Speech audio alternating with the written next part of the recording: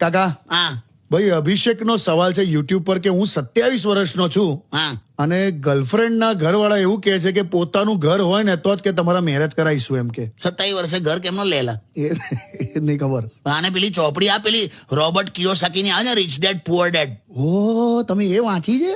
તેમ તું મને હું સમજેલા? ના બરાબર, ઘર છે ને એ લાયબિલિટી છે, એસેટ છે જ નહીં લા. બહુ ખર્ચો થાયલા ઘરમાં.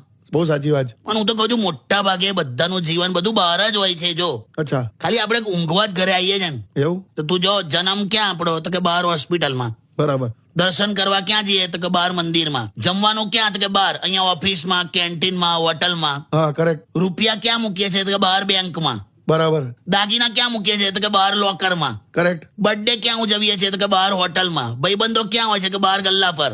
ભણતર ક્યાં? તો કે બહાર સ્કૂલમાં, કોલેજમાં, હોસ્ટેલમાં, વિદેશમાં. કરેક્ટ. ફરવા ક્યાં જઈએ? તો કે કશે બી બહાર.